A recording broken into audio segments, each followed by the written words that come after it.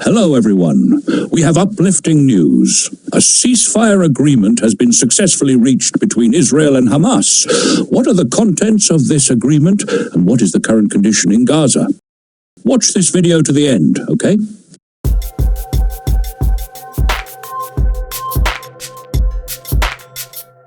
This is from MiddleEastEye.net. Israel-Gaza ceasefire, full text of agreement.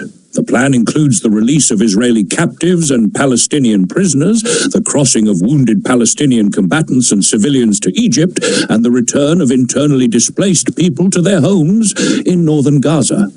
Israel and the Palestinian movement, Hamas, on Wednesday agreed to a ceasefire in the Gaza Strip, potentially bringing an end to Israel's devastating 15-month onslaught on the enclave that killed at least 46,707 Palestinians.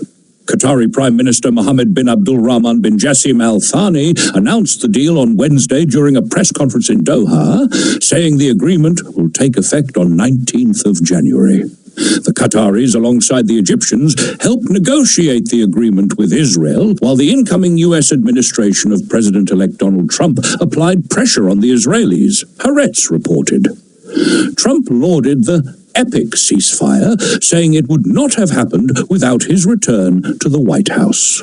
The agreement adds new details to an agreement initially reported by Middle East Eye in 2024. The agreement includes provisions for the exchange of prisoners, return of internally displaced civilians to their homes in the north, and the crossing of wounded Palestinian combatants and civilians to Egypt via the Rafah crossing in southern Gaza.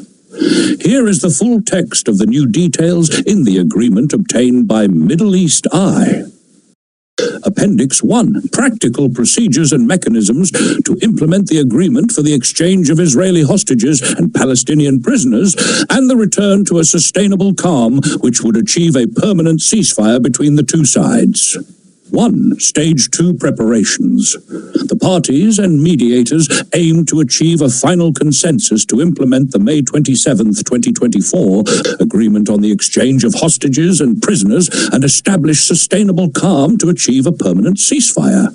All procedures from the first stage will continue in Stage 2 as long as negotiations for implementing Stage 2 are ongoing. The guarantors of this agreement will ensure negotiations continue until an agreement is reached. 2. Israeli forces withdrawal. Israeli forces will withdraw eastwards from densely populated areas along the borders of the Gaza Strip, including Wadi Gaza, Netzarim Axis, and Kuwait Roundabout. Forces will be redeployed within a 700-meter perimeter, with exceptions at 5 localized points where the perimeter may extend by no more than 400 additional meters, as determined by Israel. Deployment will follow maps agreed upon by both sides and included with the agreement. 3. Prisoner exchange. A. 9 ill and wounded prisoners from the list of 33 will be released in exchange for 110 Palestinian prisoners with life sentences. B. Israel will release 1,000 Gazan detainees arrested after October 8, 2023, who were not involved in the events of October 7, 2023. C. Elderly prisoners, men over 50, from the list of 33 will be released based on an exchange ratio of 1:3 for life sentences and 1:27 for other sentences. D. Ibram Mangesto and Hesham El Sayed will be released according to an exchange ratio of 1:30, along with 47 Shalit prisoners. E. Additional Palestinian prisoners will be released abroad or to Gaza, based on lists mutually agreed upon by both sides. Dash 4. Philadelphia Corridor A. Israeli forces will gradually reduce their presence in the corridor area during Stage 1 in accordance with the maps and agreements between both sides. B. Following the last hostage release in Stage 1 on Day 42, Israeli forces will begin their withdrawal and complete it no later than Day 50. 5. Rafah border crossing. A. The Rafah crossing will be prepared for the transfer of civilians and wounded individuals after the release of all women, civilian and soldiers. Israel will ensure the readiness of the crossing as soon as the agreement is signed. B. Israeli forces will redeploy around the Rafah crossing in line with the attached maps. C. A maximum of 50 wounded military personnel will be allowed to cross daily, accompanied by 3 individuals. Each crossing will require approval from both Israel and Egypt. D. The crossing will operate in accordance with the August 2024 discussions with Egypt. -6. Exit of ill and wounded civilians. A. All ill and wounded Palestinian civilians will be allowed to cross via the Rafah border crossing in accordance with Section 12 of the 27th May 2024 agreement. 7. Return of unarmed internally displaced persons, Netzarim corridor. A. Returns will be conducted in alignment with Sections 3A and 3B of the 27th of May 2024 agreement. B. On day 7, unarmed displaced pedestrians will be permitted to return north via Rashid Street without carrying arms or undergoing inspections. On day 22, returns will also be allowed via Salahuddin Street without inspections. C. Beginning on day 7, vehicles and other non-pedestrian traffic will be permitted to return north of the Netzarim corridor after undergoing vehicle inspections by a private company designated by the mediators in coordination with the Israeli side, based on an agreed mechanism. 8. Humanitarian aid protocol. A. Humanitarian aid procedures under the agreement will follow the humanitarian protocol supervised by the mediators. Well, that's the content of the Israel-Hamas ceasefire document.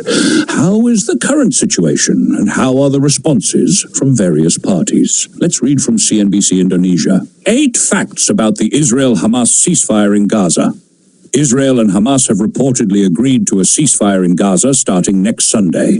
This was conveyed by mediator Carr Thursday 16, 2025. A hostage and prisoner exchange after 15 months of war will take place.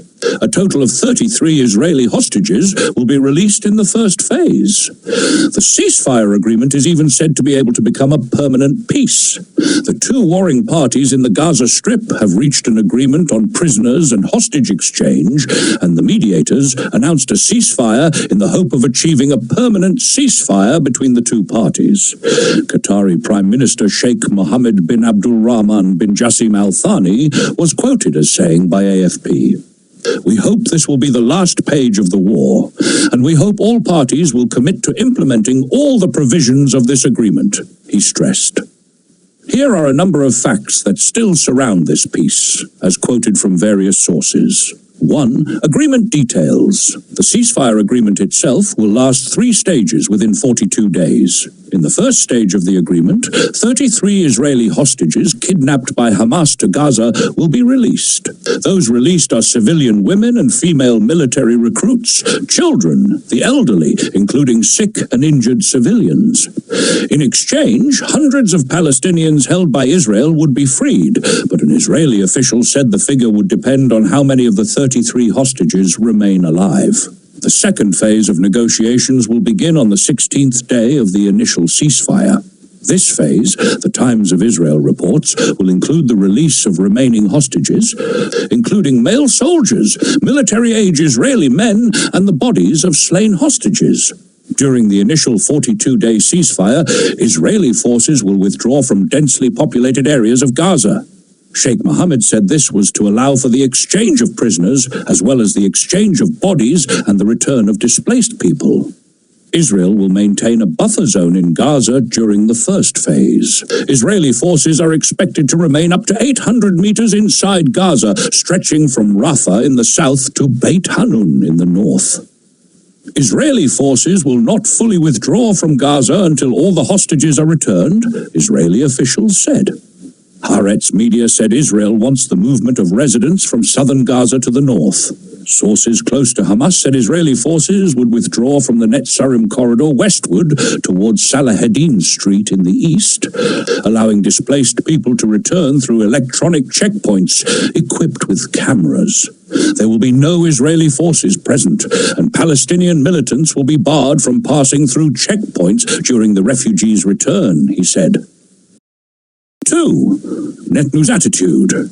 Israeli Prime Minister Benjamin Netanyahu stated that his cabinet would not convene to approve a Gaza ceasefire deal, accusing Hamas of engineering a last-minute crisis. Netanyahu's office claimed Hamas was reneging on parts of the agreement to extort last-minute concessions ahead of the Israeli cabinet's scheduled ratification of the deal on Thursday. Senior Hamas leader Sami Abu Zuhri denied these accusations, stating there was no basis for claims that Hamas was backtracking on the terms of the ceasefire agreement.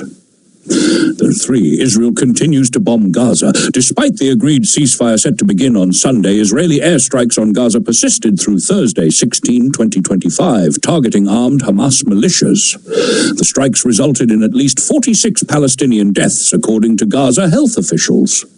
Simultaneously, Gaza militants fired rockets into Israel on Thursday, which caused no reported casualties. Social media posts from Gaza suggested caution, with concerns about a potential escalation of Israeli attacks before the ceasefire takes effect. As for Hamas response, Hamas's deputy political bureau chief, Khalil al-Hayya, expressed gratitude to Iran and the resistance fronts, including Hezbollah, the Houthis, and the Iraqi resistance, for their support during Israel's military campaign. He praised Hezbollah's sacrifices, referencing its leaders and fighters as pivotal in the fight against Israel and the liberation of Al-Quds. Al-Hayya also commended retaliatory operations by Yemeni and Iraqi fighters, as well as Palestinian resistance in areas like Jenin and Al-Quds, emphasizing their role in pressuring Israel amid its aggression. It turns out Hamas did not express any gratitude at all to Indonesia and the international community who have supported, donated to, and defended them. 5. Iran's comments. Iran has been vocal in opposing Israel's attacks on Gaza, even engaging in missile exchanges with Tel Aviv over the issue, sparking fears of a major Middle East war. Tehran welcomed the ceasefire agreement, calling it a clear and great victory for Palestine and a greater defeat for the Zionist regime. The resistance remains alive, growing strong, and has deeper faith in the divine promise to liberate Al-Aqsa Mosque in Jerusalem, the Revolutionary Guards stated. They also warned of Israeli ceasefire violations and emphasized their readiness for new wars and crimes. 6. Russia's response. Russia expressed cautious optimism about the ceasefire, hoping it would lead to long-term stabilization and pave the way for a comprehensive political settlement between Israel and the Palestinians.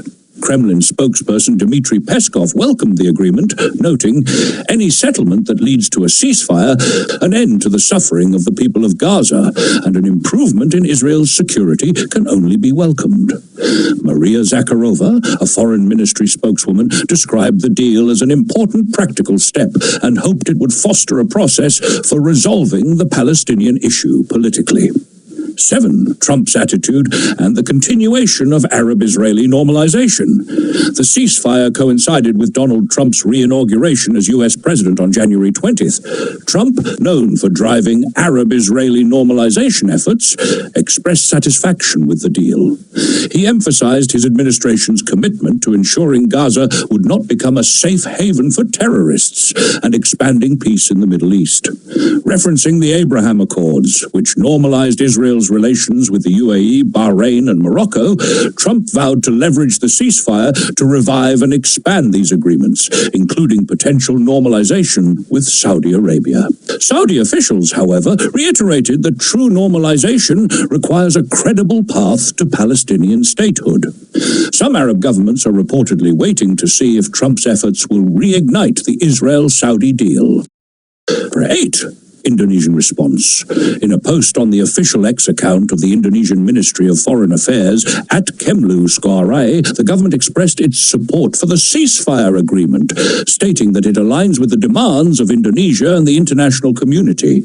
The implementation of the agreement must be carried out immediately and comprehensively in order to stop the loss of life in Gaza, the Ministry of Foreign Affairs stated on Thursday, 16/1/2025.